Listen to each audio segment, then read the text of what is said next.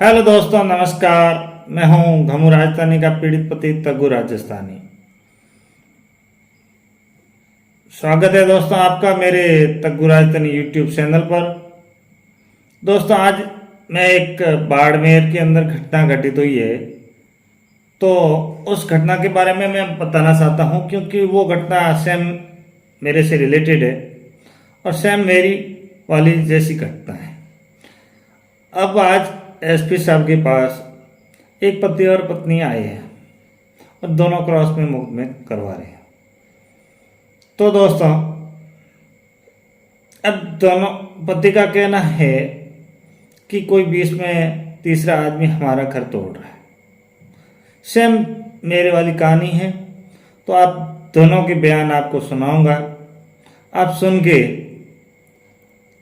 बता सकते हो कमेंट बॉक्स में कि कौन गलत है और कौन सही है। आखिर ये बाड़मेर में हो क्या रहा है, मुझे खुद को समझ में नहीं आ रहा है। कि इतने दिन तो मैं सोच रहा था कि मेरे साथ हुआ है। आए दिन बाड़मेर में ऐसी घटनाएं हो रही है। पति पत्नी का विवाद बहुत ज़्यादा बढ़ गया है। इसके ऊपर सरकार को अंकुश लगाना चाहिए और जो समाज सेवी है समाज के, उनको भी थोड़ा ध्यान देना चाहिए, क्योंकि बाड़मेर के अंदर ये मामले ज़्यादा ही आ रहे हैं। अब होता क्या है मैं बता दूं आपको रियलिटी, कि पति पत्नी के बीच विवाद कब पड़ता है, जब तीसरा कोई एंट्री करता है तो। और मुझे इनका भी मामला ऐसा ही लग रहा है। फिर भी आप दोनों के बयान पढ़िए और सुनिए, तो आप कमेंट बॉक्स में बताओ कि गलत कौन है और सही कौन है।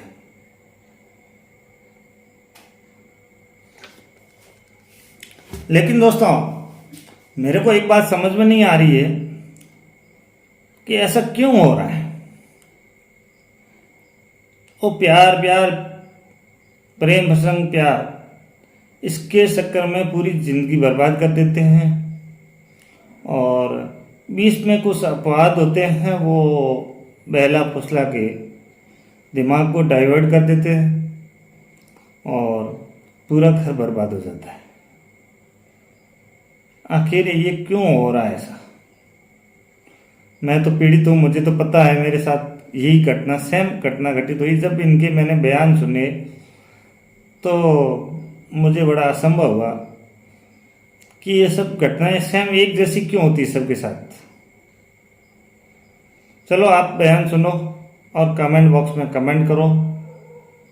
किसी का पक्ष नहीं लेना है, जो आपको सही लगे और जो गलत लगे उसके बारे में आप बताइए, और हम भी हेल्प करेंगे इन लोगों की। कौन गलत है कौन सही है, जो सही है सत्य है उसके साथ हम खड़े होंगे और उनकी हेल्प जरूर करेंगे। मेरा और मेरी पत्नी का काफ़ी समय से कोर्ट विवाद चल रहा है, और उस विवाद के अंदर साहब मैंने आज मेरी पत्नी को एक बलपुर थाने के अंदर एक कांस्टेबल है संदीप नाम का, उनको ललित कैफे के अंदर देखा, और जब मैंने इनको इनका कारण पूछा तो उसने मुझसे हाथापाई और मेरा मोबाइल खींचने की कोशिश की, क्योंकि मैंने उनको वीडियो बना लिया था मैंने उनका। फिर साहब जब मैंने उनसे अपना उनका मोबाइल लिया और उस मोबाइल में मैंने जब उनकी चैट देखी तो मुझे पता लगा कि ये संदीप नाम का लड़का मेरी पत्नी के साथ सारी संबंध में रहता है, और इसके अंदर साहब थाने का एक नंदू कांस्टेबल है, वो भी इसका सहयोग कर रहा है। और इससे पहले एक दुर्गाराम सियार का भी जिक्र है इस चैट के अंदर। ये मोबाइल सर मेरे पास है और मैं एसपी साहब को ये बताने आया हूँ कि थाने के लोग इस हिसाब से एक शारीरिक रूप से शोषण कर रहे हैं और मेरे को मेंटल रूप से परेशान किया जा रहा है कोर्ट के अंदर। आज 8 साल से जगतपाल के साथ मेरे पहले संपूर्ण चल रहा है बालूका थाना में, ठीक है। 7-8 साल हो गए शादी हुआ हुआ। उसके बाद से ये मुझे जगत उसके मतलब फादर मुझे परेशान करते थे। कभी बोले गाड़ी नहीं लाई, कभी बोले पैसे नहीं लाए, ये नहीं लाए, तेरी नौकरी नहीं है। फिर भी मैंने लोकला सिस्टम किया। लोगों ने कहा कोई बात नहीं, जैसे तैसे करके मामला शांत करो। ऐसे करते करते मैंने 5 साल निकाल दिए, ठीक है। उसके बाद क्या हुआ कि ज़्यादा तो बहुत पार हो गई, घर के लोग लगाना, किचन के इसकी मदद फादर द्वारा टॉर्चर करना। तो मैंने क्या था, परेशान हो गए, मैंने वालों के कोर्ट में मुकदमा किया। तो वो क्या है कि जगत ने बाद में कहा कि मैं आइंदा से ऐसा नहीं करूँगा, माफ़ी मांग ली, सॉरी। और 2-4 लोगों के कहने से भी और कोर्ट का कहना मानते हुए भी मैंने लोक लाज से थे। मैंने कहा कोई बात नहीं, आएंगे ऐसा नहीं होगा। तो वो मुकदमा मेरे 6-7 महीने चला और मैंने सबका ध्यान रखते हुए और वो मैंने मुकदमा वापस ले लिया। जैसे ही वो मुकदमा वापस लिया, जगत को और ज़्यादा हौसला मिल गया कि अब क्या होना है। मुकदमा वापस लेके मेरे को बोला कि अब तो क्या करेगी, अब तेरी क्या होगा। ऐसे करके पूरे घर बंद करके बाहर रहने लगे लड़कियों के संपर्क में। और पास में सुरेंद्र माली नाम का लड़का रहता था, वो आता और घर के लोग खोलता जाके। मैंने कहा कौन, मुझे बोला तेरा घर थोड़ी है, घर तो उनका है। ऐसे करके मुझे परेशान करते थे। उसके बाद क्या है, जगत महीना भर मुझे ऐसे रात और दिन परेशान किया। मैं बहुत ज़्यादा परेशान हो गई थी। तो मैंने बलोदरा थाने में मुकदमा किया, दहेज का मुकदमा किया और मारपीट का। सर 2020 में किया था ये अप्रैल में। तो वो जो दहेज और मारपीट का मुकदमा किया, उसके बाद मैंने घरेलू हिंसा का भी मुकदमा किया। जो 498 का जो दहेज वाला है वो भी विचाराधीन है बलोदरा कोर्ट में। और जो घरेलू हिंसा का किया वो कोर्ट ने खर्चा देने का ऑर्डर पास किया। मंथली 7,000 रुपये देने का ऑर्डर पास किया, लेकिन अभी तक मेरे खाते में रुपए नहीं आए। 1,12,000 मिलते, उसमें से 20,000 डाले हैं और बाकी वाले वो डालना नहीं चाहते, इसलिए मुझे परेशान करते हैं। जब से खर्चा ऑर्डर हुआ है उसके बाद से मेरे घर पे आए, मैं मार्केट जा रही थी, मेरा CCTV फुटेज स्कैन किया और मेरे को परेशान करते हुए घर आए। मुझे इस बात की कोई जानकारी नहीं। सीधे अंदर आए, गेट खोल के धक्का मुक्की करके मारपीट करने लगे। उतने में मेरे मामा आ गए, उन्होंने कहा क्या हुआ, और वो उनको देख के भाग के चले गए। उसके बाद क्या हुआ कि इससे 10 मतलब जब ये घटना हुई ना एक को, तो एक साल में जो ये घटना हुई थी उससे पहले 8 साल से सर हमारा शादी हो गई, 8 साल की। और लेकिन सर 2019 से जैसे थाने के कोर्ट के अंदर हमारा मुकदमा चल रहा है, तो मेरी पत्नी और मेरे ये जो थाने के लोग हैं, ये मिलकर मेरी पत्नी का इसका और मेरी पत्नी ये दोनों मिलकर ये गलत फायदा उठा रहे हैं सर। और इस चीज़ को मैं इसके सामने पेश करने आया हूँ कि थाने के लोग, थाने के कांस्टेबल जिनका मैं, ये संदीप नाम का लड़का है, ये कैसे किसी पत्नी के साथ या किसी और की पत्नी के साथ इस हिसाब से शोषण कर सकता है। और ये जो नंदू नाम का लड़का कांस्टेबल है, वो कैसे इस काम में सहयोग कर सकता है उनका। तो साहब ये मेरा परिवार है। और वहाँ से जब मैं थाने में आया तो मुझे पता लगा कि ये संदीप नाम ऑन ड्यूटी थे और आज IG साहब का यहाँ पे दौरा था। IG साहब आए हुए थे, उनकी ड्यूटी थी, लेकिन थाने में उनकी एक्शन दिखा दी गई। और जब ये मामला सामने आया थाने के अंदर, तो ये गैर हाजिर दिखा के और इस मामले को दबाने की कोशिश की गई साहब। जब मैं इस मामले को लेकर SP साहब में पेश होना चाहा, तो जब मैं वहाँ से निकल रहा था तो मेरे सामने कई ऐसी अननोन नंबर की गाड़ियाँ और ऐसे ओवरटेक करने की कोशिश की गई। मैं जैसे तैसे एम्बुलेंस का सहारा लेके यहाँ SP साहब में पहुँचा हूँ। और साहब मेरी जान को भी खतरा है, और मैं ये चाहता हूँ कि SP साहब ऐसे स्टाफ के साथ सख्त से सख्त कार्रवाई करें, उन्हें सस्पेंड करें। और उनकी SP साहब को मैं सारी डिटेल दूंगा, जो मेरे पास सबूत है उनके, जिससे उनका जो ये अपराध है वो साबित होता है, वो मैं साहब को पेश कर। वो मेरी पत्नी 2019 से अलग रह गई है मुझसे, और कोर्ट के अंदर 7,000 रुपये पर मंथ मासिक खर्चा ले लिया मुझसे, और मैं उन्हें पे कर रहा हूँ अकाउंट के अंदर। पहले से रूमर सुन रखे थे मैंने, इस बात को मैं काफ़ी टाइम से परेशान था कि ये चीज़ मेरे साथ हो रही है। लेकिन जब मैंने मेरी पत्नी की जब चीज़ें सुनी, तो मैंने सोचा कि इसको मैं कैसे सॉल्व करूं। क्योंकि थाने में जाता हूं साहब, तो मुझे धमकियाँ मिलती है कि जैसे जैसे आप समझौता करो, आप एक सरकारी नौकर हो और आपको ही समझौता करना पड़ेगा, आप हमसे या मतलब कुछ कर नहीं सकते और आपको ही समझौता ही करना पड़ेगा। अब सर ये थाने का स्टाफ इस हिसाब से मेरे को हैरेसमेंट कर रहा है। इसमें साहब को मैं ये चाहता हूँ कि ये जो 3 कांस्टेबल है, मैंने इनका जिक्र किया आपको, एक दुर्गाराम सियार का उसका चैट में जिक्र है, एक ये जो आज लड़का था मेरी पत्नी के साथ संदीप नाम का लड़का, और एक सर नंदू नाम का आदमी है इनके साथ ही है। इन तीनों कांस्टेबल के साथ चैट में इनका जिक्र है। और ये जो संदीप है, इसकी फ़ोन के अंदर पूरी व्हाट्सएप चैट है, 1.5-2 महीने की चैट है। उसमें ये और मेरी पत्नी दोनों के आपस में एडल्टी के साथ रिलेशन है। और मैं साहब से ये न्याय करना चाहता हूँ कि उस आदमी को सख्त से सख्त कार्रवाई करें, जो भी कानूनी कार्रवाई है वो साहब करे, और हमें साहब सुरक्षा प्रदान करें, ताकि हमें सब जीने का मौका मिले। क्योंकि मैं बहुत परेशान हो चुका हूँ। तो उस थाने के अंदर जब मैं मदद करने जाता हूँ तो इस हिसाब से सब हरेसमेंट होता है। तो मैं न्याय मांगने साहब के पास आया हूँ, और साहब अभी मिलेंगे नहीं तो मैं सुबह साहब के साथ पेश होकर अपना परिवार। जब से खर्चा ऑर्डर हुआ है उसके बाद से मेरे घर पे आए, मैं मार्केट जा रही थी, मेरा CCTV फुटेज स्कैन किया और मेरे को परेशान करते हुए घर आए। मुझे इस बात की कोई जानकारी नहीं। सीधे अंदर आए, गेट खोल के धक्का मुक्की करके मारपीट करने लगे। उतने में मेरे मामा आ गए, उन्होंने कहा क्या हुआ, और वो उनको देख के भाग के चले गए। उसके बाद क्या हुआ कि इससे 10 मतलब जब ये घटना हुई ना एक को, तो एक साल में जो ये घटना हुई थी उससे पहले 15 दिन पहले मैं मेरी घर की छत पे सो रही थी, जगत आए ऊपर से अचानक, मैं डर गई। मैंने सोचा ये कहाँ से है, मेरे को बोले कि है ना तू मेरे को डाइवोर्स कर लिख के दे दे, नहीं तो मैं तेरे को मार दूंगा। मैंने कहा हुआ क्या है? मेरे को बोला कि तू खर्चा लेगी कोर्ट से, किस बात के रुपए ले रही है तू? मैं तेरे को 1 रुपया भी नहीं दूंगा, मैं मेरी लाइफ ऐसे ही जीऊंगा। ऐसे करके मुझे परेशान किया। फिर मेरे को बोले कोई बात नहीं, गलती होगी, मैं आगे से ऐसा नहीं करूंगा। मैंने सोचा कोई बात नहीं, मरने दो, आइंदा से भी ऐसा नहीं करेंगे। ऐसे करके इनका और ज्यादा हिम्मत बढ़ गई और वो एक को आके मेरे को मार्केट करके चले गए। तो इसी सिलसिले में मुझे कोर्ट भी जाना पड़ता है, मुझे थाने भी जाना पड़ता है, मुझे मार्केट भी जाना पड़ता है। तो इसी सिलसिले में मैं बार बार थाने जाती थी। संदीप नाम के जो कांस्टेबल है, मैंने उनको यही पूछा भाई इस मुकदमे में क्या चल रहा है। तो मैंने खुद ने ही उनको ये कहा था मुझे इस केस के बारे में बात करनी है और हमारे दोनों की कोई बात नहीं थी। और ये जो वीडियो की अफवाह फैला रहे हैं ये गलत है, इस वीडियो से कोई शो नहीं होता है, मैं किसी के पास भी बैठ सकती हूँ, जा सकती हूँ। इसका मतलब तो ये खुद ये चाह रहे हैं कि भाई हम इसको इतना पाबंद कर देंगे, ये बाहर भी नहीं जा सकती। सर ये आए तो ये गलत है। हम तो बैठे थे केस की, जैसे ही केस की बात चालू की बैठे ही थे, जगत अचानक आए और मारपीट करने लगे।